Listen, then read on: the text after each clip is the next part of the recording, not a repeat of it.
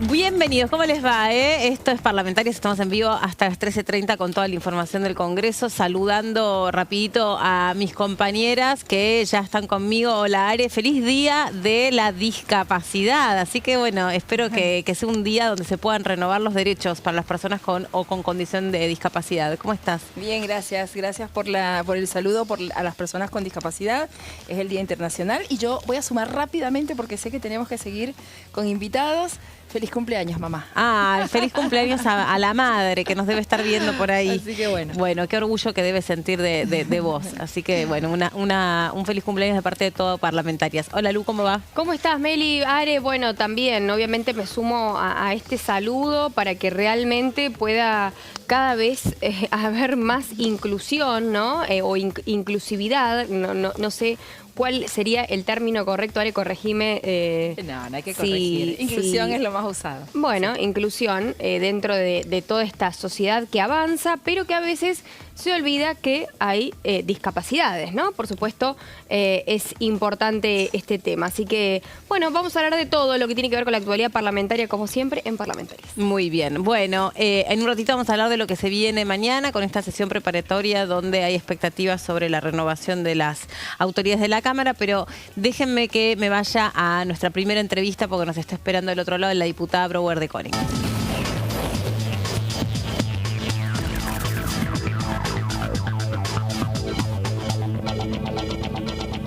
¿Cómo le va, diputada? Bienvenida. Buenas tardes. ¿Qué tal? ¿Cómo les va? Muy buenas tardes. Bueno, diputada, a ver, la última semana dejó algunos sinsabores, algunas expectativas que estaba previsto que quedasen aprobados durante el periodo ordinario y no se consiguió. ¿Cuál es su mirada sobre las sesiones que se convocaron, pero no se pudo construir el quórum necesario para avanzar con esas leyes?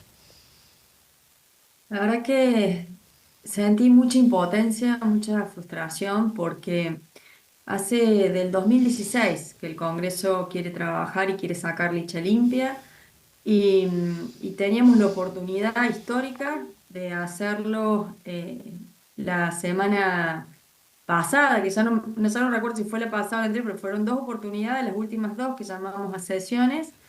Y la verdad que en la primera nos faltó un diputado, entonces, si bien fue un mensaje que verdaderamente no se sentaron la mayoría en sus bancas de los diputados, esto era algo que estaba mostrando que no había voluntad política de tratar lo que es ficha limpia. En la segunda llamado a sesión, que dijimos, bueno, vamos a dar una segunda oportunidad, porque capaz que haya pasado alguna circunstancia y demás, bueno, obtuvimos menos quórum que la anterior sesión, o sea que definitivamente no hay voluntad política para tratarlo. Y la verdad que es algo tan lógico, tan de sentido común, que cuando cualquier persona, para cualquier trabajo, se le piden antecedentes penales como mínimo, ¿cómo no va a haber un pedido de requisitos de que no estén las personas que están administrando la Argentina, que están utilizando los recursos que son públicos y que están representando a la nación, que no tengan como mínimo, que no tengan de nada por corrupción? O sea, la verdad que esto era algo totalmente impensado. Nosotros teníamos expectativas porque si estábamos frente a un gobierno que supuestamente estaba prometiendo en su campaña y en su discurso y en su relato planteaba que iba contra la casta, ¿y contra la casta qué significa? Principalmente ir contra los privilegios, contra la corrupción, y ficha limpia implica eso, empezar a luchar contra la corrupción. Y sin embargo, a pesar de que el gobierno planteaba estas cuestiones, la última sesión se evidenció que el gobierno nacional no quiere ficha limpia, no quiere luchar contra la impunidad, no quiere luchar contra la corrupción, no quiere luchar contra los privilegios y sobre todo tener políticos transparentes y purificar la política como ellos tanto pregonan y dicen. ¿Y a qué puede responder, diputada? Una gran frustración. Perdón la interrupción, justo la pisé sobre el final, pero ¿a qué puede responder en todo caso esa diferencia que ustedes observan o que usted observa entre el discurso de la libertad avanza y lo que después termina sucediendo tangiblemente en la sesión? La verdad que uno llega a esa conclusión y no la saco yo, la sacamos un montón de diputados y diputadas del Congreso, por cómo uno va evidenciando o va teniendo de antecedente el accionar del gobierno. Porque en muchísimas leyes que el gobierno tenía la intención de que salieran, movió cielo y tierra, presionando a los gobernadores, presionando a cada uno de los diputados, llamando personalmente. O sea, uno eso lo sabía y lo notaba. Y sin embargo, en estas oportunidades se evidenció todo lo contrario. O sea, hizo lo mismo, presionando a los gobernadores, llamando a todos los diputados, pero con la intención de que ficha limpia no saliera. De hecho, 8 de sus diputados no fueron y tenemos conocimiento que muchos fueron llamados y sobre todo a gobernadores. Ujú. Entonces de ahí surge que es nuestro planteo de que esto no lo quiso el gobierno. ¿Por qué? Porque justamente le conviene que Cristina sea una competidora electoral, porque de esa forma ellos creen que pueden tener más chance de ganar una elección, ya sea la legislativa o la nacional en el 2027. Bien. Diputada, ¿cómo le va? Lourdes López la saluda. Le quería consultar, bueno, cómo si quedó a la par este proyecto que se debatía ahí un día antes, el de ludopatía y regulación de las apuestas online. ¿Quedó conforme usted, miembros de su bloque, también compañeros de bloque con respecto a este proyecto que tuvo la media sanción? Mira, yo estuve trabajando muchísimo en el tema de ludopatía, fui una de las personas que presentó un proyecto en donde tenía una mirada también integral del Sí. tema de la ludopatía, porque acá estamos hablando de una adicción y una adicción se tiene que se tiene que tratar también como un problema de salud pública. Entonces, si me preguntás a mí, después de haber trabajado un año escuchando especialistas, personas referentes de instituciones que estaban vinculadas a las niñeces, que nos planteaban la problemática y del texto, cómo quedó, y la verdad que estoy bastante conforme, porque creo que el Congreso tenía que dar un mensaje contundente en este tema. No podíamos primero dar vuelta a la cara y segundo, ir con medias tintas. Acá había que realmente generar una herramienta que protegiera a los más vulnerables y que son los adolescentes principalmente en este tema, que hay un sistema pergeñado y planificado para manipularlos y captar sus voluntades. Y el problema está que los niños y adolescentes están en un proceso de desarrollo y el cerebro especialmente se termina de desarrollar a partir de los 22 años aproximadamente. Eso es lo que nos decían los especialistas. Entonces no tienen los límites estos de autocontrol. No lo tenemos los adultos, imagínense los adolescentes. Entonces eran muy vulnerables al sistema de captación y esto de las apuestas, porque las apuestas no es un juego. Y yo lo planteé y lo planteamos un montón de personas. No es un juego, se quiere mostrar como un entretenimiento, pero en realidad genera un proceso en el cerebro idéntico a lo que pasa con el alcohol y la droga. O sea, un proceso de dopamina que se Ujú. llama, Sí. y que por más que vos no ingieras sustancias, la gravedad o el daño te lo genera igual. Por ende, el proyecto que salió es bastante integral.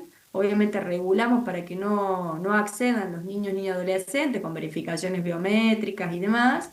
Regulamos las publicidades, los patrocinios, porque la verdad que esto de las personas influyentes, las personas que son referentes de los adolescentes, los estaban invitando y estaban incentivando que apostaran. Eso no está bien, no está bien. Y bueno, y sobre todo también generando un plan de concientización y de contención para aquellas personas que la verdad que este sistema los capte, que no pueden salir. Justamente salió publicado que el presidente de la Nación, Javier Milei, no descartaba en vetar el proyecto y, bueno, enviar otro. No sé ustedes si tienen ese conocimiento, si tienen idea por qué querría vetarlo y qué contendría el proyecto que él podría enviar.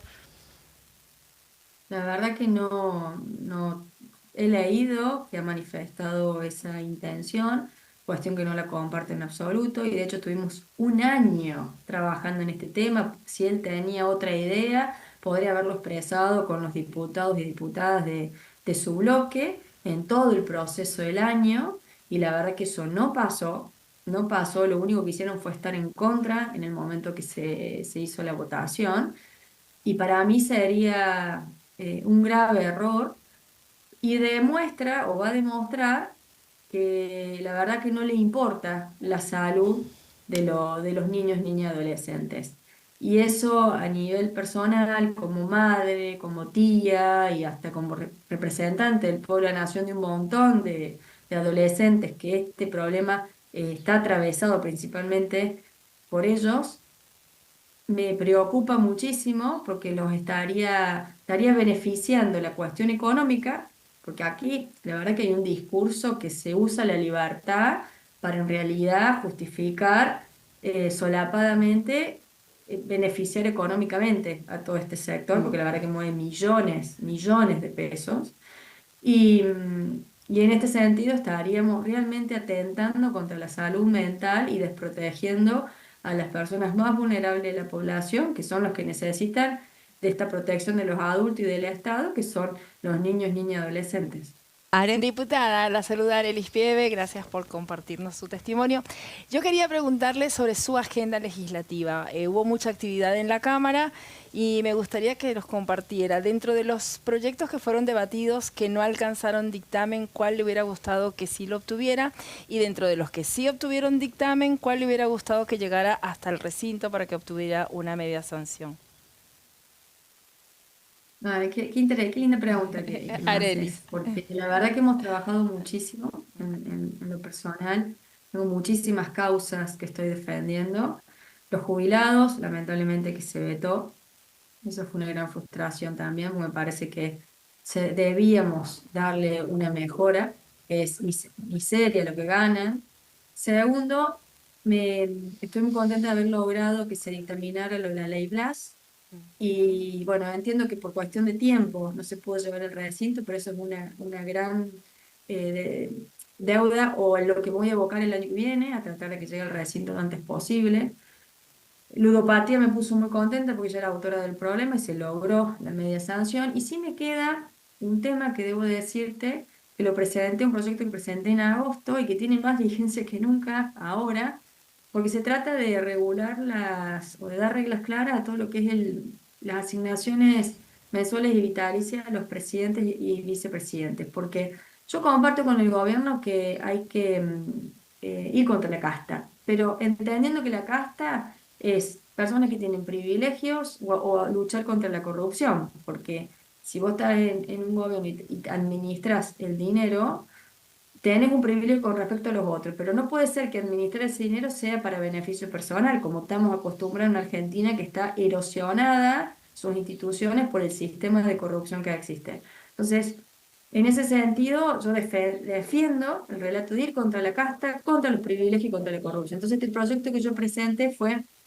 reglamentar las asignaciones vitales, todo lo que es las jubilaciones de privilegios que todos conocemos, pero por ley, establecer reglas claras, que las personas condenadas por corrupción no la puedan cobrar, que no se pueda cobrar de manera doble, como sucede hoy con Cristina, que no lo puedan cobrar los expresidentes que han sido de facto, que no lo puedan cobrar las personas que están radicadas en el exterior, que de hecho la ley lo dice, pero por ejemplo Isabelita de Perón lo está cobrando viviendo en España, que no pueda tener un monto superior al sueldo vigente del presidente, que mínimamente para poder cobrarla tengan que haber ejercido la función 2 años. Claro. Hoy tenemos un expresidente que estuvo en funciones 7 días y la va a cobrar de por vida. ¿Y por qué digo que tiene más vigencia que nunca? Porque el gobierno nacional hace unos días le dio de baja la asignación vitalicia a la presidenta Cristina por ser condenada por corrupción, cuestión que estoy totalmente de acuerdo, pero lo hizo por un acto administrativo y eso está mal desde el enfoque legal, porque lo tendría que haber hecho por ley. Entonces, ¿ahora qué pasa? Le abrimos la puerta que Cristina reclame, que de hecho lo hizo, y es Ujú. muy probable que tenga éxitos, porque en ningún lado está esa restricción como ley. Entonces nos va a salir más caro a los argentinos, porque vamos a tener que pagar retroactivo, más costas, más intereses. ¿Por qué no hacemos las cosas bien, como corresponde? Mi proyecto lo que intenta es hacer eso, Bien. que los presidentes o expresidentes que realmente sean honorables, que tengan mérito, que haya transparencia y demás, lo cobren, pero los que no, o estableciendo ciertos requisitos, no tiene que tener esa asignación vitalicia. Diputada, muchísimas gracias por este contacto con nosotras, ¿eh? Que tenga buenas tardes. Muchísimas gracias a ustedes, siempre es un gusto, hasta luego. Igualmente, hasta la próxima. Bueno, vamos a seguir adelante, chicas, con el programa y dejaba detallado un tema que ayer justo lo presentaba Débora, lo de las jubilaciones vitalicias, ¿no? Lo de las jubilaciones y las pensiones vitalicias. Sí, que es un tema también, ¿no? Teniendo en cuenta que lo decía recién la diputada, hay un presidente que estuvo 7 días y que hoy está cobrando una jubilación de privilegio. Sí, hay muchas cosas que, digamos, Sí. si no hay dinero hay que revisar, porque son privilegios que me parece no dejan en un lugar de mayor exposición a los más vulnerables. Escuchamos ahora la palabra de la diputada Vanina Biasi. Ella fue consultada sobre, bueno, este periodo en el que ya nos encontramos, que es el fin de las sesiones ordinarias. No se convocó al pedido de prórroga de sesiones ordinarias y entonces, en todo caso, durante el verano lo que podría haber es un llamado para sesiones extraordinarias. La pregunta es si a eso el Poder Ejecutivo le interesa, porque es solo para tratar temas del propio Poder Ejecutivo, y en todo caso, ¿qué temas podrían ser enviados por el presidente de la Nación? A ver, escuchamos. Sí, tengo expectativas. Uno, al ver la agenda que ha impuesto el oficialismo durante todo el año, cuando digo impuesto, con mucha generosidad le otorgaron la agenda, digamos, desde la llamada oposición. Espero que no, porque en principio todo lo que se anuncia desde el punto de vista de la agenda de sesiones extraordinarias están ligado a una agenda reaccionaria, a una agenda muy negativa para el destino de los trabajadores en nuestro país. Estamos hablando de antimafia, que tiene dictamen de comisión, estamos hablando, y cuando vemos el tema estamos hablando de ficha limpia, que para el Frente de Izquierda es una ficha bastante sucia y es una manipulación, un intento de manipulación de las listas de la oposición, indefectiblemente. Estamos hablando de reiterancia, que ya lo estamos viviendo en algunas provincias, y es una figura de modificación del Código Penal que se utiliza exclusivamente para perseguir a manifestantes de algunos sectores, como ocurre en Mendoza. Entonces, quiero decir, es una agenda muy reaccionaria.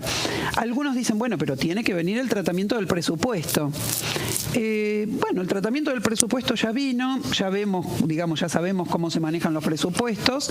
El presupuesto que hay y las modificaciones que le pueden hacer no son tan distintas a que el gobierno funcione sin presupuesto, digamos todo, desde el punto de vista de los permisos que tiene el gobierno para modificar partidas presupuestarias. E insisto con algo que lo dije en la Cámara también: si queremos afectar la política económica de Javier Milei, mejor sería que derogaran de una vez por todas el decreto 70 del 2023, que es el corazón de la política económica durante este año de Javier Milei, y eso no lo quisieron hacer. Así que espero realmente que no haya sesiones extraordinarias.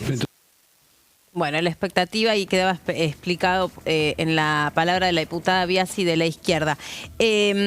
Mañana la sesión preparatoria, mañana está convocado que se conozca si continúa al frente de la Cámara de Diputados todas las autoridades, Martín Menem como el resto de las vicepresidencias y las autoridades que suelen ser quienes acompañan este mandato del presidente de la Cámara de Diputados. Eso va a suceder mañana. Hay una reunión previa que se establece con las condiciones que va a tener esa sesión, y después, en todo caso, se conversa al interior de cada bloque si se quiere renovar las autoridades o si hay alguna otra propuesta, ¿no? Hasta donde se conoce o se filtró o se dejó saber, no hay... no va a haber modificaciones. No, claro, no hay no es que no hay chances, pero no se escuchó que pueda haber modificaciones en ese sentido. De todos modos, hemos asistido a sesiones que venían lo más bien para renovación de autoridades, y en el medio, ¿se acuerdan ustedes? Hubo cruces o tensiones o distintos climas que se colaron en una sesión que no tenía que ser ese el escenario.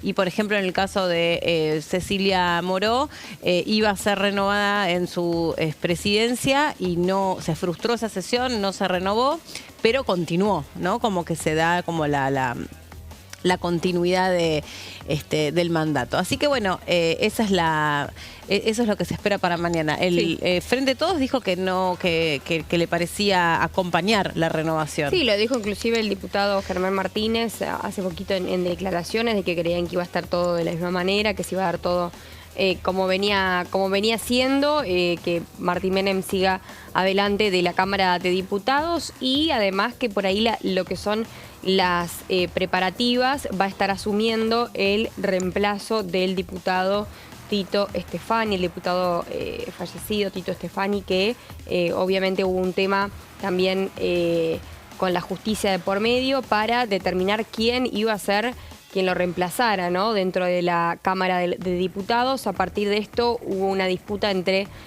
Dalila Nora, una exdiputada de Tierra del Fuego, y por el otro estaba también Ricardo Garramuño, y a partir de una cuestión de género, de lo que en realidad decía que cuando uno, en este caso de suplencias, debe hacer género por género, o sea, hombre por hombre, mujer por mujer.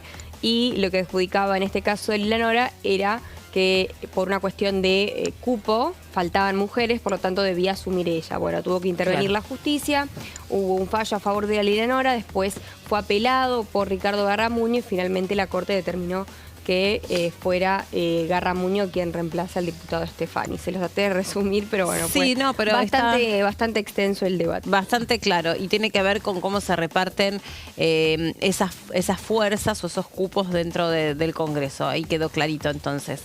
Además, en este caso es una reposición por muerte, no es lo mismo cuando, no sé, hay acuerdos internos dentro de los partidos, por ejemplo, la izquierda, que van renovando en la mitad de los mandatos. Bueno, vamos a hacer una pausa, en un ratito les contamos otros temas, sobre todo cuáles son esos proyectos legislativos que, pierden el estado parlamentario, no van a ser, aunque se quieran, no pueden ser tal como están tomados para aprobarse el año que viene, y cuál puede ser la agenda de las sesiones extraordinarias si es que eventualmente el Poder Ejecutivo convoca a ese periodo. Ya venimos, pausa.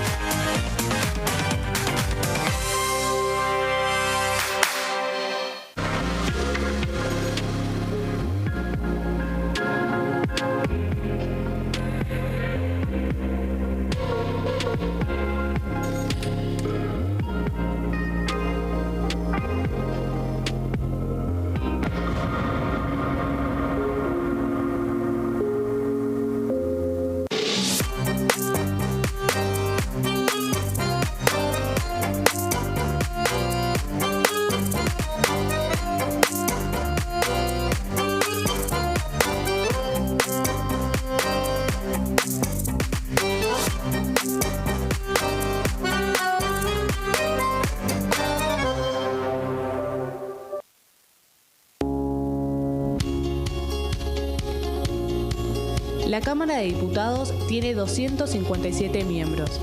Los diputados debaten y sancionan leyes que rigen en todo el territorio nacional. Algunas de las más importantes son el presupuesto de gastos generales del Estado, el Código Civil, el Código Penal, la forma en que se rige el trabajo, las jubilaciones, entre tantas otras. Además, controla y hace un seguimiento de las políticas del Poder Ejecutivo a través de la visita de diferentes funcionarios o el pedido de informes, así como la posibilidad de realizar juicios políticos a los funcionarios. La duración de los mandatos de los diputados es de 4 años y pueden ser reelegidos indefinidamente. Desde el momento en que asumen y hasta el final de su mandato, no pueden ser acusados, interrogados judicialmente, ni molestados por las opiniones o discursos que imitan desempeñando su mandato. Son requisitos para ser diputado tener al menos 25 años, 4 años de ciudadanía argentina y haber nacido en la provincia por la que se postula o haber residido en ella los 2 años precedentes. Se agrupan en bloques que expresan partidos políticos o afinidad ideológica. Existen también los monobloques integrados por un solo diputado.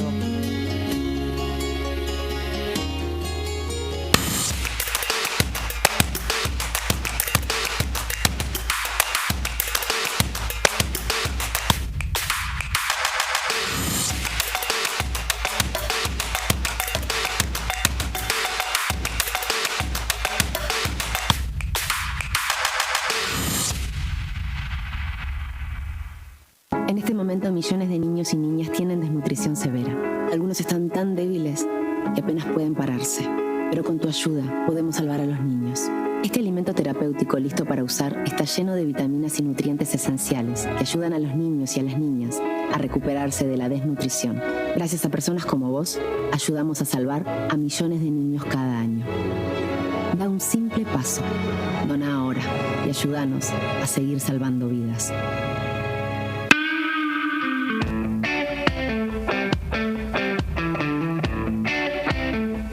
¿Qué recuerdos tenés de esa tradición familiar? ¿Qué cosas encontrás de esa historia remitida en la tuya?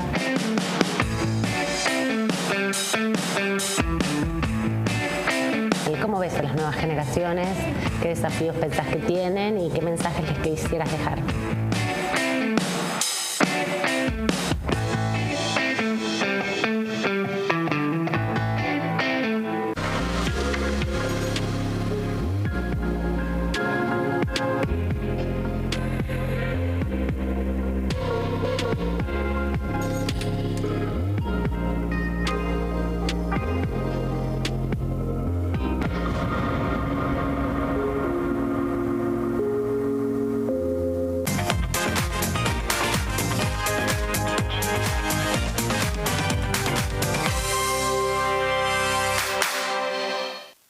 Seguimos adelante, tenemos entonces que hacer un recálculo de cuáles son los proyectos que quedaron en el tintero y en todo caso, Lourdes, cuáles son los proyectos clave que quedan en el tintero para el año próximo. Sí, bueno, de los últimos temas también recordemos que en sesión fueron abordadas o las que tuvieron en este caso al menos lugar en las últimas sesiones fue la media sanción de la prevención de ludopatía y regulación de las apuestas online, que lo hablábamos recién, y además en esta misma jornada se dio la media sanción de la declaración de emergencia en San Luis por incendios ocurridos meses atrás, que ya era un proyecto que estaba siendo presentado en este caso por el diputado Ernesto Alí, y se aprobó una declaración contra el decreto 780 que restringió el acceso a la información pública. Todo lo demás, todo lo que se planteó de reforma sindical, de ficha limpia, de cambio en el sistema de votación de los argentinos que viven en el exterior,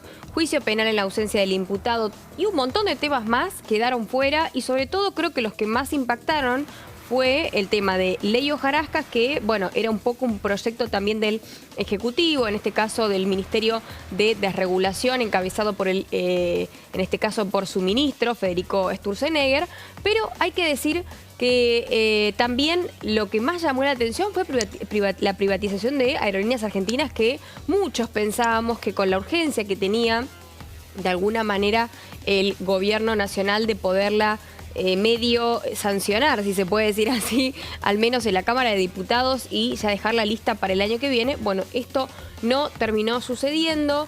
Recordemos que iba a estar dentro del proyecto de ley bases a principio de año y por una cuestión gremial fue quitada también de este paquete de leyes que, bueno, tuvo su media sanción, que fue sancionada definitivamente. El gobierno que decidió también avanzar con los proyectos que proponían su venta con respecto a Aerolíneas Argentinas, entre ellos los de Hernán Lombardi y Juan Manuel López, y a fines de septiembre arrancó la discusión o el debate, vamos a decirlo así, en comisiones, luego se frenó sin novedades y se reflotó un mes después, interrumpiendo inclusive el debate del presupuesto 2025, que tampoco hay ningún tipo de noticias sobre qué puede pasar todavía con el presupuesto 2025, considerando que todavía nos encontramos con un presupuesto prorrogado del año 2022. Como resultado, bueno, hubo 4 dictámenes. El oficialismo estuvo con el de mayoría, luego el PRO y la UCR y aliados también hubo acompañamiento con los votos para su aprobación, pero no estaban garantizados y no se convocó a sesión para poder tratar el tema de aerolíneas. Y desde el lado de la oposición, un tema en el que se avanzó fuerte a partir de su emplazamiento tiene que ver con la ley 26.122, que es el de trámite parlamentario de los decretos del Poder Ejecutivo, con la intención de evitar un uso excesivo por parte, que es el famoso modificaciones de DNU, para evitar un uso excesivo de DNU por parte del gobierno actual, del gobierno del presidente Javier Milei. Esto, por supuesto, es lo que habían planteado desde la principal oposición, ¿no? Era uno de los trabajos que tenían por delante. La transición presidencial obviamente marcó un atraso en varios temas críticos, importantes también, porque a la par que una nueva fuerza iba llegando al Congreso y que se iba estableciendo, por así decirlo, bueno, tenías que plantear y presentar y defender un montón de proyectos más, como por ejemplo la ley bases, que era el primer objetivo o el primer obstáculo, dependiendo de dónde se lo ve, que tenía que sortear el gobierno. Sí, ayer justo hablábamos de las transiciones, ¿no? De cómo también se viene tratando de mirar en ese sentido cómo puede dinamizarse o hacerse más prolija la transición de un gobierno al otro. ¿Cuáles son las obligaciones de asegurar que en cada una de las carteras o administraciones del Estado llegue toda la información? La nómina de los empleados, bueno, toda la cuestión también se complejizó, digo, no solo por la transición, sino porque la salida de la pandemia produjo algunas irregularidades que había que normalizar. Eso también fue como un poco más complejo de lo habitual. El resto tiene que ver con discusiones que acá se vienen dando hace rato, de ver si se puede normatizar, ¿no? Si se puede protocolizar cómo debe producirse esa transición. Y hablando del tema de lo que dejó la pandemia, también un gran trabajo de la Comisión de Derechos Humanos y Garantías, donde, por ejemplo, fue tratado el proyecto de aquellas víctimas de la pandemia y también, en este caso, por ejemplo, lo que fue la ley Blas, ¿no? Una ley que recién lo mencionaba la diputada Brouwer de Corin. Exacto, que ella acompañó mucho a la mamá de Blas, que fue en este caso el joven que fue asesinado en manos de la policía, ¿no? Más que nada delitos o violencia institucional, y por lo tanto el pedido de justicia de toda la familia, y un proyecto muy impulsado por la diputada de la provincia de Córdoba, un proyecto que, hay que decir, un hecho que tuvo lugar en la provincia de Córdoba respectivamente. Pero creo que por ahí se puede decir el punto de inflexión fue que no se pudo abordar el temario del DNU 846, sobre el canje de deuda, que esto fue también otro de los temas donde el gobierno estaba ahí en idas y vueltas o en negociaciones constantes, porque recordemos que ya inclusive el ministro Caputo estaba enviando cierto tipo de información, que ya estaban planeando una negociación de canje de deuda en dólares. Y obviamente esto generaba también preocupación por el lado de la oposición, ¿no? Y el tema del presupuesto, básicamente. Que no hay presupuesto todavía. Sí, y claro, que hay, digamos, sí o sí debiera, si se lo quiere aprobar, debiera debatirse durante el periodo extraordinario, cosas que puede ocurrir, lo descartan, pero desde el punto de vista reglamentario, si se quiere, se puede discutir durante el periodo extraordinario, porque es precisamente una ley que envía el Poder Ejecutivo. Bueno, claro. Y hablando un poco de... Perdonar, no, quería sigue. decir algo. Sigue. Y hablando un poco de todo tipo de proyectos que ya contábamos, más que nada económicos, que son de índole netamente de este gobierno del presidente Javier Milei, hay que hablar del proyecto de seguridad también por parte de la ministra Patricia Bullrich, como fue el de la ley antimafias, donde quedó ahí un dictamen que modifica el Código Penal en lo referido a legítima defensa y orden público, mientras que los miembros de legislación penal debatieron en numerosas reuniones, que tampoco terminaron llegando al recinto, el régimen penal juvenil, a partir de un texto que también fue enviado por el ministro de Justicia. Estamos hablando de Mariano Cunio Libarona, en conjunto con la diputada Patricia Bullrich.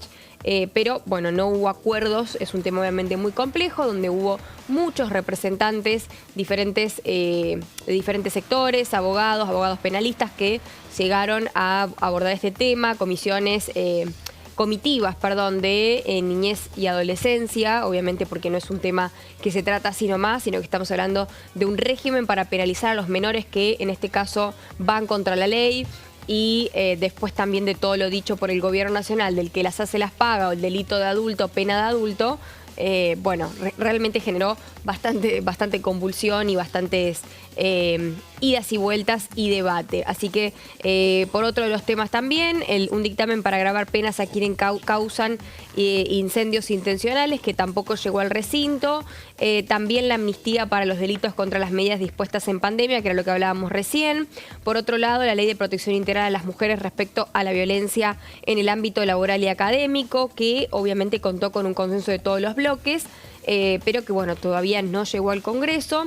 Y hay que recordar que todos estos dictámenes después pierden el estado parlamentario y hay que volver a tratarlos en comisión y por lo tanto volver a dictaminar. Exacto. Claro, hay que revisarlos porque algunos sí pueden perder, otros tal vez no. Pero bueno, hay que darle continuidad y saber hasta qué momento tienen tiempo para... Exacto. Porque los que hayan sido iniciados este año tienen todavía estado parlamentario, pero los que vengan de años anteriores pueden tener la dificultad de poder perderlo. Aparte de que hubo gran trabajo en muchísimas comisiones que algunos no obtuvieron, o muchos no obtuvieron ningún tipo de dictamen, pero que hubo un gran trabajo en todo lo que fue inteligencia artificial, en todo lo que ha sido los cambios en la educación. Recuerdan lo del que era la validación y las evaluaciones de docentes. O sea, ha habido un gran trabajo que, bueno, queda por delante continuarlos en el próximo año 2025, en el próximo periodo legislativo, que, bueno, va a requerir mucho debate y seguramente seguirán habiendo reuniones informativas o buscar la forma de acuerdos. Como decías, el tema del régimen penal juvenil, pues obviamente como abarca tantas cosas, la bajada de la edad de imputabilidad, todo lo que son los centros penitenciarios, qué tipo de resguardo se le va a dar a los menores, ha sido un tema de un gran debate y una gran complejidad que ha dificultado pues que puedas recibir un dictamen y que pueda obviamente llegar al recinto. Así es. Bueno, recién mencionabas vos inteligencia artificial, esta palabra que está tan vigente entre nosotros y que, bueno, se va colando en los distintos temas que afectan nuestra cotidianeidad. El presidente Javier Milei participó de una cumbre del Polo Científico y Tecnológico, una reunión. Obviamente se refirió a la inteligencia artificial. Hay muchos proyectos que también, por otra parte, vienen en ese sentido, ¿no? Consultándose sobre cómo debiera comportarse la tecnología para poder robustecer las normas que ya existen o mejorarlas. Escuchamos lo que decía el presidente en el Polo Científico y Tecnológico. Es un orgullo para mí estar inaugurando esta semana de inteligencia artificial en nuestro país, dado el cambio de época que esto significa tanto para nuestra nación como para la humanidad en su totalidad. Ustedes saben que yo soy un hombre de fe y mi fe me lleva a ver la oportunidad histórica que tiene nuestro país como punta de lanza del desarrollo de la inteligencia artificial. No me parece casualidad que esta oportunidad se nos presente al mismo tiempo en que me tocó ser presidente, porque otra cosa que necesitan estos servidores son inversiones, y las inversiones necesitan estabilidad a largo plazo. Nosotros estamos ordenando la macro, le hemos puesto un candado al equilibrio fiscal y nos hemos tragado la llave. Esto traerá inversiones de todo tipo, porque el capital se comporta como un ser vivo y busca las mejores condiciones para desarrollarse. Nosotros entendemos que tal como en el siglo XX hubo una carrera para construir en mayor estado de bienestar, que solo significó pobreza para los ciudadanos y bienestar para los políticos, la próxima carrera será la carrera fiscal y desregulatoria. Este tema no es para nada menor. Cuando hablo del equilibrio fiscal y que nos hemos tragado la llave, básicamente nuestra política de déficit cero implica que la relación deuda-producto es no creciente. Es decir, significa que Argentina se convirtió en solvente intertemporalmente. Eso hizo que cuando asumimos el riesgo país fuera de 3.000 y hoy sea de 750. Este tema, que parece un tema no menor, si ustedes hicieran un cómputo del precio en equilibrio de estado estacionario, implicaría que ustedes, en ese equilibrio, los precios tendrían que ser suficientes para cubrir los costos, donde se definen los costos como el costo de operación y mantenimiento, el costo laboral, el costo fiscal y el costo del capital. Al bajar tanto el riesgo país, la tasa de interés baja. Hoy hay empresas argentinas de primera línea que se están endeudando al 5,75% en dólares. Es decir, tasas verdaderamente bajas. Y eso significa que estas inversiones que requieren tanto capital, que son tan capital intensiva, son viables en este entorno macroeconómico de solvencia y prudencia fiscal. Vean que además también estamos frente a un hecho inédito, no solo porque hemos hecho el ajuste más grande de la historia de la humanidad en un contexto, de recesión, que además, si ustedes limpian el efecto, el arrastre estadístico, vamos a terminar neutros en términos de PBI, es decir, que bajamos la inflación sin tener costo en términos de actividad, motivo por el cual el caso se está estudiando en todo el mundo, sino que además, de cara a un año electoral, vamos con una política de déficit cero y de emisión cero. Es decir, no vamos a hacer política monetaria y política fiscal para tratar de influenciar sobre el resultado electoral. Y vaya que eso sí es nuevo.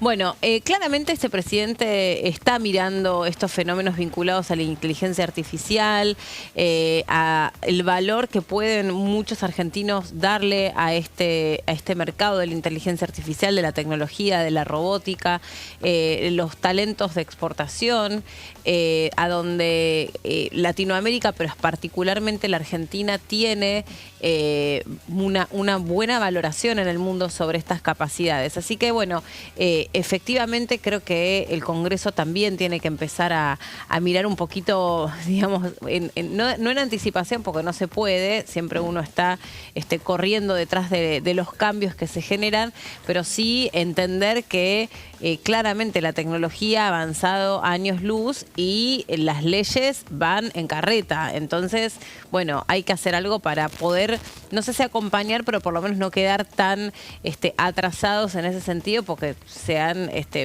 producido crímenes, delitos, irregularidades y atropellos contra otros derechos adquiridos en virtud del avance de la tecnología. Así que me parece que hay que ir por lo menos renovando ahí la mirada en un sentido. Y al Congreso siguen llegando proyectos, por ejemplo el de prohibir la clonación de voces, el cuidado de las imágenes, siguen.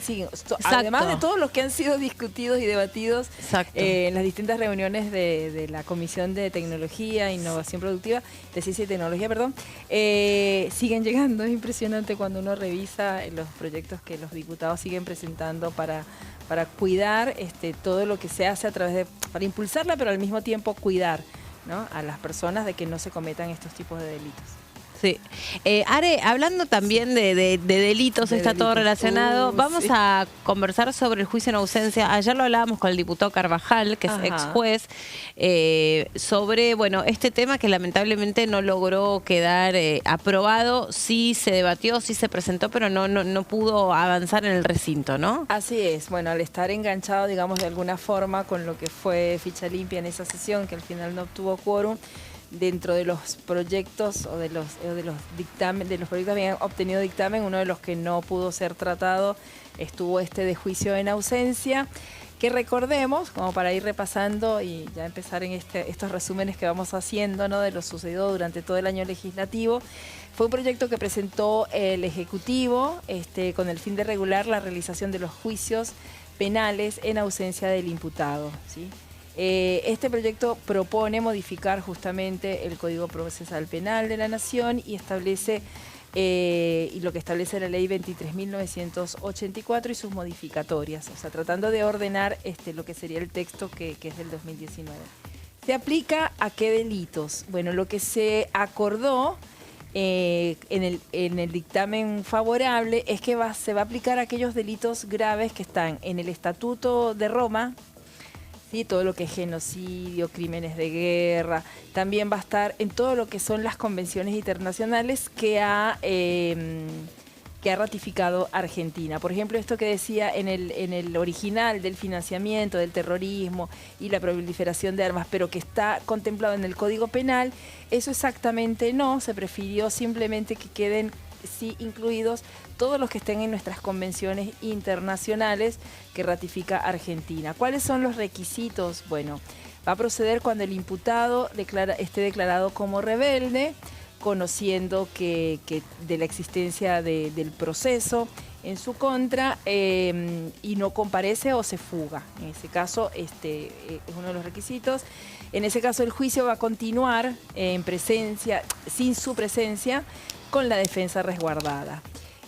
También se resuelve que, si se resuelve el autoprocesamiento o falta de mérito o sobreseimiento, puede ser apelado por la Cámara, aunque él siga sin estar presente, se va a poder seguir adelante. Y si se le procesa y llega el juicio y se celebra el debate, va a llegar a... O sea, puede continuar siempre y cuando se cubran todas las garantías constitucionales y la defensa en términos de lo que es la Corte Suprema. ¿Cuáles serían las garantías constitucionales? Bueno, que exista un debido proceso, que esté resguardada su defensa, que el acto sea público. En ese sentido, ¿qué se va a hacer? Se van a extremar todos los recaudos para resguardar la prueba, para que no se vulnere el principio de inocencia. Esto va a ser a través de grabaciones, videos, o sea, todo lo que pueda resguardar la prueba y que se pueda mantener en el tiempo, ¿no? Bueno, como decíamos, los delitos van a ser los de lesa humanidad, los que están en el artículo 6, 7 y 8. Claro, son los delitos imprescriptibles. Claro, totalmente. Y bueno, se agregan algunos de terrorismo, pero siempre que estén incluidos en nuestras convenciones internacionales. Así que bueno, más o menos esto es lo que se acordó. El dictamen quedó fue lo que se le dio dictamen favorable después de un amplio debate donde se le reconoció mucho a la diputada Margarita Stolbizer, que viene trabajando este tema desde hace mucho tiempo, y bueno, fueron muy tomadas en cuenta sus apreciaciones y consideraciones. Así que bueno, ya está listo para ser discutido en el recinto. Esperemos que llegue pronto, que se le dé la media sanción para que pueda continuar su camino, pensando en que es algo que ha sido muy pedido y muy bien considerado tanto por el Congreso como por la sociedad. Sí, las organizaciones de derechos humanos, ¿no? La sensación de también muchas veces que queda de la distancia que hay entre el texto frío de una ley y la sensación de justicia, cuando el dolor que se produce a nivel social es tan grande, es tan profundo y la justicia no tiene ahí posibilidades de avanzar. Es como una gran deuda pendiente. Esa justicia que está lejos o es lenta, es una justicia que se percibe como injusta, es una justicia que se percibe como no ajustada a los procesos que suponen que las víctimas sientan que son acogidas por aquellos que tienen que impartir o hacer uso de las leyes. Es triste a veces cuando se cumplen aniversarios de atentados terroristas y la respuesta por la parte de la política y la parte de la justicia es un signo de pregunta, o que el único gesto que se puede hacer es un acto en conmemoración con las víctimas, pero... Sí, pero sigue estando todo igual. Sí, y sobre todo porque claro, la justicia, siendo lenta, el tiempo es algo que va totalmente en detrimento, contra, claro, de lo que es la parte probatoria. A medida que pasa el tiempo es mucho más difícil probar, y si no se puede probar, bueno, sabemos que no se puede llegar a un final justo y equitativo. Entonces, el tema es que si la persona no está presente, no se puede hacer el juicio. El poder aprobar un juicio en ausencia te da la posibilidad de por lo menos ir avanzando en lo que es toda la parte probatoria, y siempre que se guarden las garantías constitucionales. Bueno, ya el debate dejó claro que es posible, como existe en otros países, ¿no? En Europa, o sea, que no es un instituto que no esté en otros lugares, sino que ya existe en otros lugares. Bueno, entonces implementarlo en Argentina resguardando todas las garantías constitucionales. Sí, nosotros tenemos en nuestra historia 2 atentados terroristas, de los cuales aquellos que podrían haber sido directamente los que materialmente atentaron, bueno, obviamente no están en nuestro país, a pesar de los requerimientos de la Policía Internacional para identificarlos, para extraditarlos, para poder juzgarlos. Bueno, la sensación que queda del otro lado, si te toca ser víctima, es de un sinsabor enorme, ¿no? Porque no solamente te truncaron la vida para siempre, si te arrancaron el terrorismo o el brazo del terrorismo te arrancó algún ser querido, sino que esta sensación de que no se puede hacer nada, ¿no? Con aquello tan brutal que pasó. Por eso justamente es para delitos vinculados a la lesa humanidad, delitos de terrorismo, o sea, son delitos cuyo impacto es muy grande en una sociedad como para que no se haga nada, ¿no? El mensaje es ese. Sí, y la impunidad siempre es una invitación a que sí, va a haber impunidad, confiemos en que no, pero es como que darle rienda libre a que puedan suceder cosas similares y que no va a haber el castigo que tiene que haber. Claro. Bueno, ese es uno de los temas y lamentablemente, a menos que se pueda, no sé, pedir ese tema en sesiones extraordinarias, hay que ver... No es de suma urgencia hoy. No. No, ya quedaría para el 2025. Por suerte tiene estado parlamentario y va a poder continuar siendo... Porque tiene dictamen. Sí. Claro, absolutamente. No, es lo que vos decís. No es de prioridad. Hoy estaba leyendo también un poco sobre qué es lo que se puede esperar para el periodo extraordinario. Por un lado es la eliminación de las PASO, ¿no? Pareciera ser que es un tema que para el gobierno es prioritario. El vocero presidencial Manuel Adorni se refirió. Estaba la promesa de enviar un proyecto nuevo en relación a la ficha limpia, ya que eso es lo que dijo la propia diputada Silvia Los Penato después de reprochar o de quejarse que algo había pasado en el medio entre una sesión y la otra sobre por qué en la primera sesión de ficha limpia faltaba un diputado y en el último faltaban muchísimos más y 8 de la Libertad Avanza. Entonces seguramente ficha limpia, si es que se redacta un proyecto al respecto, puede ser un tema que se cuele en extraordinarias. Pero no sería el caso del presupuesto 2025. Es un tema que preocupa, es un tema, ayer lo escuchaba en unas declaraciones radiales al diputado Cristian Ritondo, decía, nosotros no podemos permitirnos una vez más no tener una prórroga de presupuestos o gobernar con una prórroga de presupuestos, porque el presupuesto 2025 no solamente son las pautas, sino que es la hoja de ruta de la máxima ley sobre la que se estructuran todas las demás. Recién vos hablabas de, por ejemplo, el régimen penal juvenil.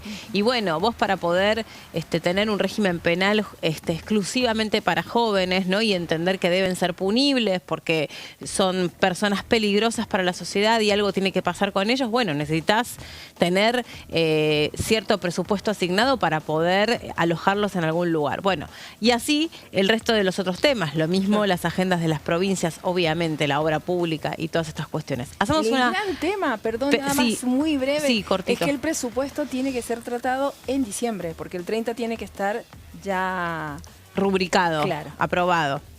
Bien, buen tema, buen punto. Hacemos una pausa, si les parece, y ya venimos con el último bloque de parlamentarios. Ya estamos con ustedes.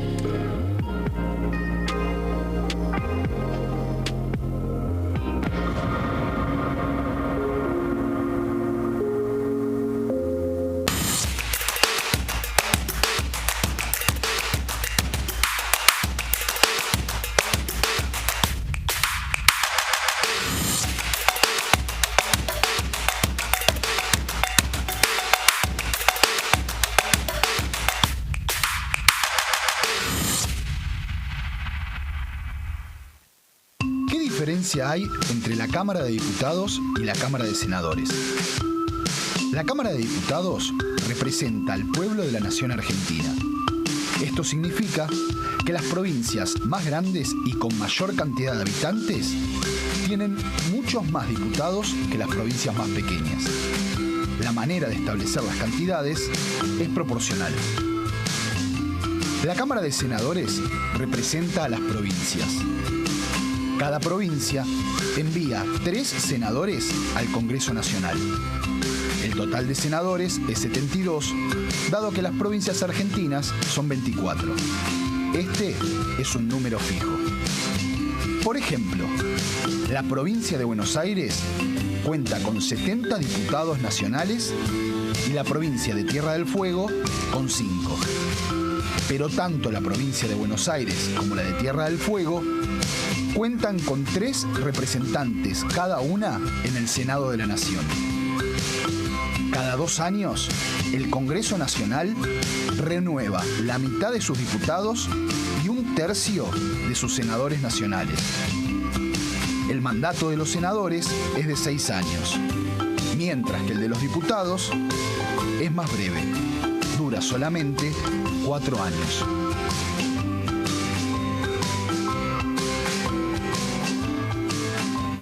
En este momento, millones de niños y niñas tienen desnutrición severa. Algunos están tan débiles que apenas pueden pararse. Pero con tu ayuda podemos salvar a los niños.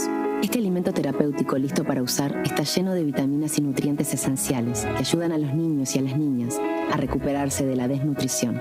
Gracias a personas como vos, ayudamos a salvar a millones de niños cada año. Da un simple paso. Dona ahora y ayúdanos a seguir salvando vidas.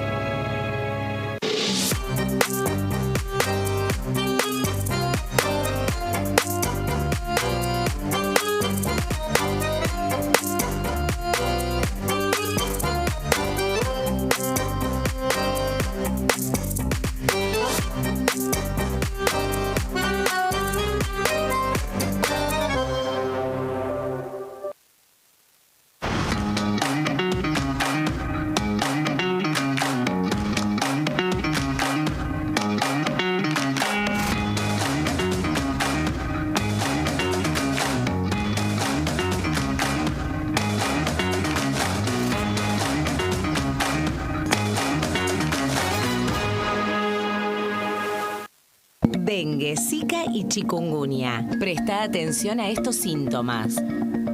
Si tenés fiebre alta, 38 o más, de 2 a 7 días de duración y dolor de cabeza, en especial detrás de los ojos, muscular y de las articulaciones, diarrea, dolor abdominal, náuseas y o vómitos, malestar general, cansancio, decaimiento, erupción en la piel, sangrado en nariz, encías u otras partes del cuerpo, no te automediques.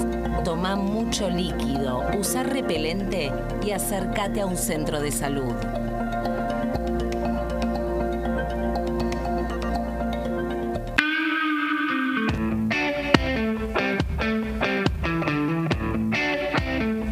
¿Qué recuerdos tenés de esa tradición familiar? ¿Qué cosas encontrás de esa historia remitida en la tuya?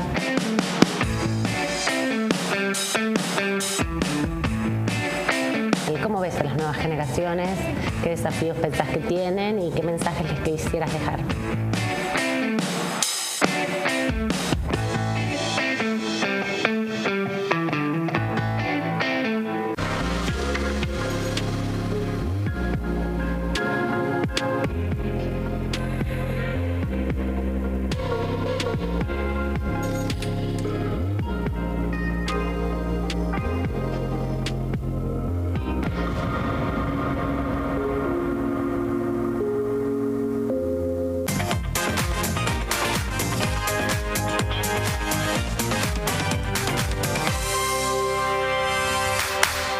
Bueno, seguimos adelante con parlamentarias. Lu, esto ya lo habíamos conversado alguna vez. A ver, se produce una situación con el tema sobre todo de los trabajadores informales. Muchos de ellos trabajan vendiendo o revendiendo mercadería, sí, y muchas de esas mercaderías no cumple con la normativa de la ley de marcas, pero también uno entiende que es el único sustento de vida para las personas y que no podrían vender productos originales porque no sería posible de que alguien se los comprase. Exacto. ¿Qué dice la diputada Saracho al respecto? Bueno, ella plantea lo que es una modificación de la ley 22.362, que va por un lado con la despenalización de la venta de productos que tienen marcas registradas y por el otro con lo que es la decomisación de los productos y el decomiso y la destrucción de mercadería. No sé si decomisación está bien. Está bien, el decomiso, sí. El decomiso, claro, la decomisación que viene del decomiso sería. Ahí está, ahí entendí el decomiso es cuando hay un operativo. Sí, cuando te quitan la mercadería. Exacto. La policía te retiene, claro, exactamente, hasta que se analiza qué hacer con eso. Sí, que sucede más que nada cuando, no están algunas cuestiones en regla o algunas veces sí están en regla, pero hay ciertos operativos que... Claro, se produce un allanamiento y a veces preventivamente se decomisa la mercadería. Bueno, que es un drama, porque para muchos es la posibilidad de ese día comer.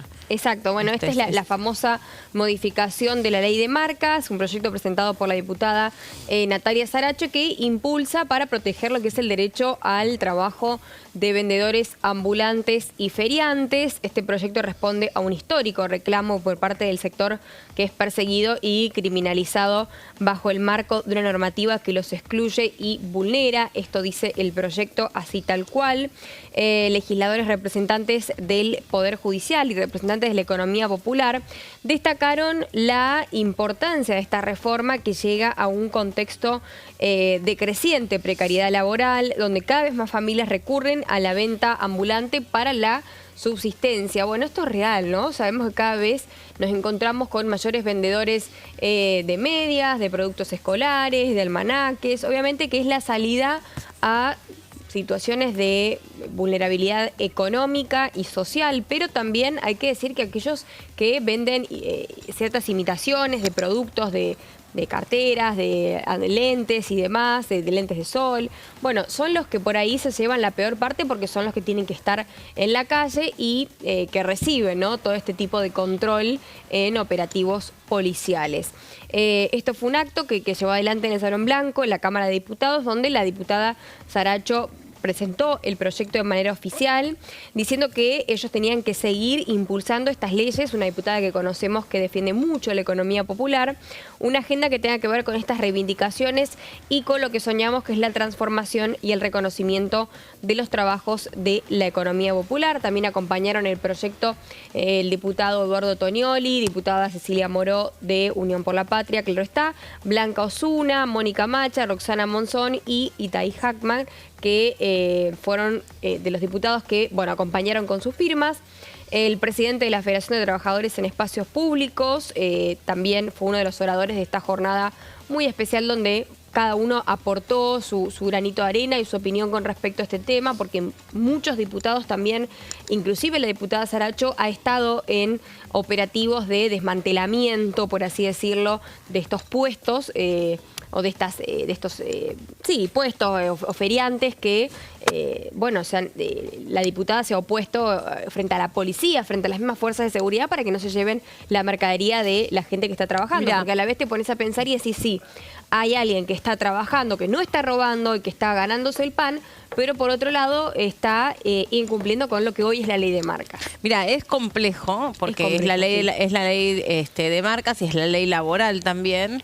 Hay una cuestión de competencia desleal que se produce, lo vemos acá muy cerquita, en el barrio porteño de Once, con aquellos que despliegan unas mantas sobre el piso. Hubo varios allanamientos para poder, por lo menos agilizar primero la circulación en el lugar. Recuerden ustedes que hubo un incendio hace muy poquito, meses, gravísimo, que paralizó toda la zona, todo el barrio, y ese incendio empezó en un depósito y, entre otras cosas, se había complicado la llegada de los bomberos porque no podían llegar al lugar por la cantidad de carros, mantas, contenedores, camiones en doble fila. Todo es como irregular. Y en diciembre se va a contramultiplicar. Y se va a recontramultiplicar porque la gente va a hacer compras en relación a la Navidad a esa zona. Por otra parte, cuando escuchás las historias, en general son jefas de familia cuyo único sustento de vida es la venta ilegal. Ellas también de alguna manera pagan por ese pedacito de vereda, a veces están con sus mercaderías alojadas en depósitos, muchas veces son depósitos del lugar, pero lo que hacen es no poder enfrentar el alquiler de un local, entonces venden medias, venden bombachas, venden remeras, zapatillas, lo que sea, sobre la vereda. Los comerciantes, que también me parece que es justo, se quejan porque están pagando impuestos carísimos o alquileres carísimos y venden prácticamente lo mismo. Entonces, a veces viene la policía, allanamiento, agresión y le sacan todo. Le sacan todo. Dentro, bueno, no se lo podemos dar porque entre que está vendiendo en la vereda y está vendiendo mercadería trucha, bueno, es un desastre, usted no puede tener eso. Pero la persona ya lo compró, la persona tiene eso como medio de vida. No es lo mismo meterte en el vagón de un subte a vender medias que irte por ahí con un perchero, con remeras o con no sé, una valija con zapatillas o con zapatos. Es muy difícil. Y por otra parte, lo que la gran mayoría de la población le pasa es que no puede comprar en el local porque termina absorbiendo el costo del alquiler, de los insumos, de los servicios, etcétera, y termina comprando en la calle. Entonces también se produce ahí una alimentación o una retroalimentación de esa situación. Y es cierto que la diputada Saracho es una diputada que mira a los invisibles de la sociedad, a los trabajadores populares y que trata de acogerlos, pero también es cierto que a veces, vos recién mencionabas, por ejemplo, el tema de los lentes. Sí. Generan un daño directo a la salud. Sí, tal cual. O sea, la vista. El anteojo... Porque no tiene la protección necesaria. El anteojo que no está recetado. Ni la fórmula que debería. Con la fórmula que debiera. O sea, el famoso anteojo descartable es pésimo y genera un daño real en la salud. Otra situación se da muchas veces cuando se produce un engaño al ojo del usuario, que la marca es una réplica perfecta y vos no podés identificar que no tiene las patentes o que no pagó las licencias y te lo están vendiendo como algo verdadero, como algo original. No, verdadero es algo original y en realidad es una estafa, es un engaño, porque te están haciendo el mismo isotipo, el mismo dibujito de la marca y es imperceptible. Yo les contaba que hace poco hubo un allanamiento en un barrio de Nordelta de una gente que vendía termos Stanley, iguales, muchos, réplicas, iguales, claro, idénticas, claro, obviamente un poco más baratos. Está bien, eso capaz, ni idea si te hace bien o te hace mal a la salud, por ahí el componente del termo, no tengo ni idea, pero eran iguales y fueron, y lo que estaban haciendo era producir una estafa, porque ellos vendían como si fuesen los originales. Claro, y no están pagando el derecho de marca. Y no están pagando nada. La calidad del producto. Exacto. O sea, ya ahí hay cosas que no, y como dices tú, no son imperceptibles, no hay forma de... No, hay réplicas que son iguales y no las identificás, te das cuenta, qué sé yo, por ejemplo, sitios en internet que te dice originales, único precio, exclusivo, qué sé yo, y después resulta que te venden una zapatilla que no es lo original y es idéntico. Decís, ¿de dónde viene esa zapatilla? Que viene de un camión robado, de un empleado infiel, un contenedor que se perdió de un envío de China. ¿De dónde viene esa zapatilla que vale 2 veces menos? Es complejo, es complejo. En el medio está el sustento, la vida. Está el sustento y también hay toda una regulación, hay toda una tarifa de precios que, bueno, por algo las cosas salen lo que salen. Yo ayer te contaba, Are, no estabas, pero yo te cuento que hablaba el fin de semana con una diseñadora de una marca muy importante de Argentina que tiene que tiene locales en shoppings de nuestro país, o sea que no estamos hablando de una pyme, sino de una empresa realmente, y cuenta que la mitad o más de la mitad del producto en sí o de la pieza de indumentaria es en este caso impuestos. Entonces ahí es donde está, exacto, ahí es donde está la diferencia entre un trabajador que tiene a todos sus empleados en blanco, que tiene todo regulado, bajo ley, con locales, con, en este caso, todo un trabajo de tributaciones, con paga de impuestos ahora a lo que es ARCA en vez de AFIP, mientras que hay trabajadores que están en la informalidad y terminan, bueno, habiendo grandes diferencias, claro, exactamente, siendo totalmente injusto para los dos lados también, desde el que Claro. tiene que pagar por sus impuestos hasta aquel que no lo hace y tiene que trabajar en la informalidad, expuesto a diferentes condiciones de trabajo, insalubridad, etcétera. Sí, es difícil, es un tema realmente difícil porque hay que pararse del lado de las dos veredas y encontrar cuál podría ser la regulación que de alguna manera sea equitativa para todos, ¿no? Cuidar los derechos de uno y las posibilidades de otros, qué sé yo, no es fácil realmente poder atender ese tema. Are, queremos tocar con vos un tema que me parece súper importante, que tiene que ver con las adopciones, ¿no? Con los registros de las personas que quieren adoptar y con las personas que están en condición de adoptabilidad. Es un tema enorme que vos trajiste con placas.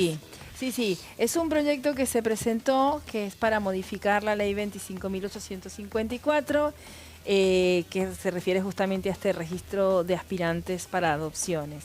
El proyecto de ley, ¿qué es lo que busca? Bueno, establecer nuevas herramientas que tiendan a asegurar el derecho constitucional de que niñas, niños y adolescentes puedan desarrollarse en un ámbito familiar, ¿no? Las adopciones realmente creo que es un tema bastante delicado, que hay que atender con mucho cuidado.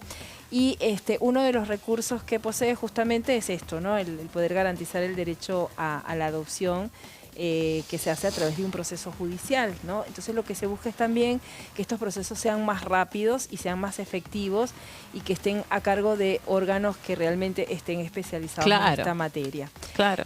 Así que bueno, el Estado que busca garantizar el cumplimiento de los plazos previstos en estos procesos para que cada niño, niña y adolescente pueda ingresar en este sistema y no permanezca eternamente de forma indefinida sin encontrar una familia.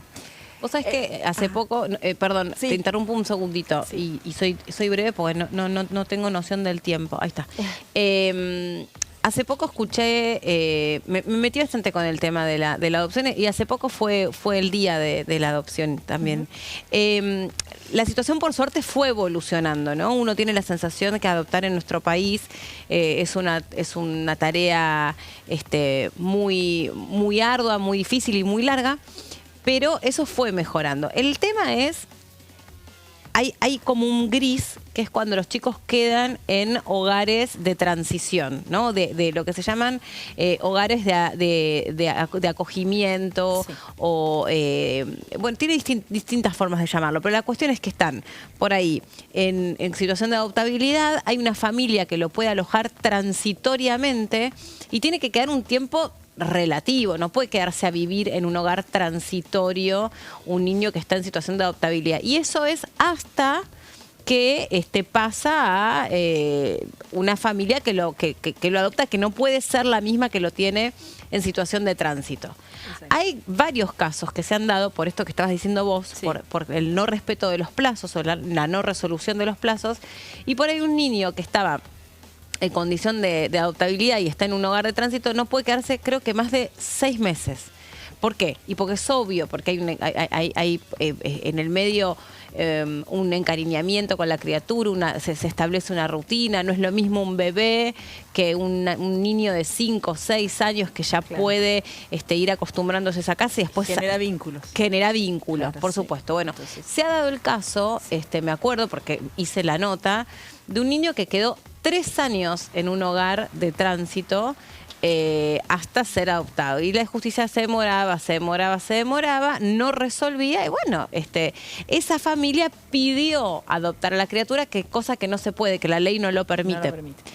Y fue un verdadero drama, porque terminó con que una jueza de familia terminó sacando de una manera, se imaginan ustedes, bastante dolorosa, traumática y violenta a la criatura de esa casa, de la que ya era su casa. Ya a esa mamá de tránsito la llamaba mamá, al papá lo llamaba papá, y la casa era su casa. Y vino la justicia y lo retiró, pero si la justicia antes no se ocupó durante 3 años, un día vino y se lo llevó. Sí, es así. De hecho, este proyecto también establece algunas sanciones para los funcionarios que no cumplan con esos plazos, pero no nos vamos a adelantar. ¿Qué pretende este proyecto? Prevé modificaciones sobre lo que es el registro único de los aspirantes sobre guarda con fines adoptivos. ¿En qué sentido? Esto modifica. Primero el artículo 5, ¿por qué? Porque agrega el requisito del domicilio en Argentina durante 5 años, tanto para nacionales como extranjeros. También la obligación de realizar las capacitaciones que brinda el Ministerio de Justicia. El Ministerio de Justicia hasta ahora ha brindado siempre acompañamiento, ayuda, pero esas capacitaciones no eran obligatorias. A partir de este proyecto, sí, porque a veces no se conoce o no se toma la dimensión de lo que es el proceso de adopción. Y entonces un aspirante, una familia, lo quiere hacer, pero no conoce exactamente y en el andar, como dice uno, se da cuenta de que o no están preparados, o no tienen las condiciones, o no están tan decididos. Entonces esas capacitaciones y esos acompañamientos ayudan a comprender cómo va a ser la inserción de ese niño o niña, o niños, porque bueno, pueden ser varios también, en ese ámbito Aparte, familiar. también cuenta, porque justo escuché un podcast que me encantó, que era sobre un caso de una mujer que ya tenía sus hijos, tenía de alguna manera su vida hecha y adoptó una niña de 15 años. Porque sí, porque lo sentía, porque lo quiso, por una cuestión altruista, no porque ella no fuera madre, lo habló con los hijos, etcétera, y que cuando la adoptan, claro, dice que la chica, el primer año que la nena que va a la casa, por todo lo que había transitado la chiquita en el hogar a donde estaba alojada, con otros hermanitos que iban siendo adoptados, menos ella, que era la más grande, era ingobernable. Era una nena que estaba llena de resentimiento, que ella misma estaba convencida que no merecía una familia. Entonces, cuando la adopta esta mujer, dice que durante un año esa que para ella era su hija y que ella había puesto todo para darle una casa, le festejó la fiesta de 15, todo. La nena le hacía sentir que era la peor decisión del mundo que había tomado. Entonces, el botón de arrepentimiento cuando hay una adopción de por medio existe. Sí, porque nadie habla o poco se habla de las adopciones conflictivas, si lo querés llamar, ¿no? Y son sí, como una cosa es que vos no seas madre, no. Bueno, pasó ahora, no sé si lo hablaron en el caso de este conductor que adoptó a un nene y lo tuvo que volver al lugar donde lo había adoptado. Claro, ahí voy a buscar el caso y te lo muestro porque lo leí el otro día rápido. Bueno, pero pasan estas cosas. Sucede. Si no está bien acompañada esa persona, si no sabe con todo lo que se va a enfrentar, y bueno, para ella era muy fácil decir, bueno, ¿saben qué? Me arrepentí, no quiero continuar con este proceso. Claro, entonces por eso esas capacitaciones y esos acompañamientos ahora son obligatorios, porque además seguramente en un proceso así también el que esta familia y ese niño pueda contar con el tipo de acompañamiento también puede ayudar a transitar todo lo que es el proceso de adaptación y de generación de vínculos de una manera más amorosa, ¿no? Esto también incluye en el artículo 7, que habla de la inscripción del registro, donde están todos los datos personales, la conformación familiar de ese grupo que lo va a recibir, las evaluaciones médicas, psicológicas, etcétera, que te exigen. Justamente va a pedir la presentación de este certificado. El que no lo presente no puede inscribirse en ese registro de aspirantes. Y la autoridad del registro debe anular todas las inscripciones de aquellos aspirantes que desistan, justamente lo que estás diciendo, ¿no? Cuando ya se desiste, tú tienes otorgada una guarda y desistes de esa guarda, ¿verdad? Que es el primer paso para concretar la adopción. Va a ser anulada tu inscripción en ese registro hasta tanto, vuelvas a contar con las evaluaciones que demuestren que estás en capacidad de adoptar. Esto es para comprender que el proceso de adopción no es tan sencillo desde ningún lugar. No es rápido, no es un proceso rápido. No es rápido porque los vínculos no se construyen rápido, no es rápido porque los trámites son absoluta, y así tiene que ser, son exhaustivos, porque tiene que haber un informe ambiental, económico, social, psicológico, de asegurarle a ese chico que efectivamente va a haber una familia dispuesto a acogerlo. Exactamente. Y era lo que decíamos hace ratito, incorpora sanciones para los funcionarios que no cumplan con los plazos previstos en la normativa vigente para los procesos de adopción. Esas sanciones pueden ser desde económicas, en principio son económicas, y otros tipos de amonestaciones más administrativas. El Ministerio de Justicia, en coordinación con la Secretaría Nacional de Familia, Niñez, etcétera, es la autoridad que va a ser de aplicación de esta ley. Establece que cuando aquellos que desisten de las guardas, ¿verdad? Una vez que esa guarda ya está firme, si tú desistes de la guarda, debes de todas maneras mantener una cuota alimentaria con ese niño hasta que o cumpla la mayoría de edad o hasta que encuentre otro espacio donde pueda ser adoptado. O sea, Claro. sigue manteniendo determinadas obligaciones para aquellos que aspiraron a estas adopciones. Y los firmantes, bueno, fueron Vidal, la diputada Vidal, la diputada Besana, la diputada Sotolano, la diputada Razzini, el diputado Maquieira, la diputada Queiroz, la diputada Bache y la diputada Ahmechet. Fueron los que presentaron este proyecto. Bien, bueno, con respecto a este tema, el caso que yo les mencionaba, no me acordaba el nombre, era de José María Muscari, que como él adoptó a un chiquito, a Lucio, de 14 años, y es un chiquito que tiene, bueno, más de la edad promedio por ahí que son las adopciones, en este caso para él le fue muy difícil porque como todavía tiene que continuar con esto que vos decís, Ale, del régimen de visitas, de poder devolverlo a su hogar para que pueda seguir viendo a su entorno y luego que vuelva a la casa con José María para poder también adaptarse a su nueva familia. Pero eso se da en la gran mayoría de las adopciones. Exacto, fue como muy duro también para él. Yo tengo un proceso de adopción en Pero mi más familia. cuando son más grandes, a eso voy, sí, que es más difícil. Yo tengo una prima que adoptó a un chico y la verdad es que el proceso es muy hermoso cuando tú logras hacer esa conexión con el niño, ¿no? Te lleva tiempo, obviamente, generar vínculos, pero bueno, es como que a veces uno dice hay cosas que parecieran estar predestinadas, pero efectivamente hay que tener una constancia y una voluntad para poder generar esos vínculos y aceptar cómo ese niño viene de ámbitos donde ha sido muy vulnerado y donde hay cuestiones que seguramente hay que sanar, que incorporar para que pueda, pero creo que cuando se logra, la satisfacción debe ser muy grande. Tengas o no tengas hijos, a mí me parece un proceso, a mí personalmente, lo digo desde mi opinión, me parece que es un proceso muy amoroso y no sé, yo nunca he descartado la posibilidad de adoptar. A mí me encanta. Cuando hubo el caso de los 5 chicos, yo decía, ay, si yo pudiera, pero bueno. Sí, bueno, y hay que tener todo un corazón, ni que hablar, pero también una capacidad económica para poder hacerlo. Pero a veces también decís, pucha, o sea, bastaría con que realmente uno tuviera las ganas y que si el Estado por ahí te puede... Existen, de hecho, asignaciones para hijos adoptados, pero si te pudiera acompañar para que realmente eso no fuera una limitante, ¿no? Porque cuántas personas tienen un montón de valores, de cariño, de cuestiones para brindar, sobre todo en un país donde la subrogación de vientre no está permitida, donde, bueno, todas estas cuestiones, bueno, hablando de la ciencia y la tecnología, han cambiado tanto la matriz. Por supuesto, caso aparte para aquellos chicos que están en situación de adoptabilidad y tienen alguna enfermedad. Hay muchos chicos que tienen SIDA, hay muchos chicos que tienen enfermedades terminales y se imaginan, o discapacidades. Sí, y todo eso tiene que aparecer en el registro de manera concreta. O sea, tiene que haber una aceptación concreta de si quieres... Sí, porque te preguntan concretamente si tenés voluntad de adoptar, por ejemplo, un chico con discapacidad. Exacto. Si quieres en el día de la discapacidad está bueno decirlo.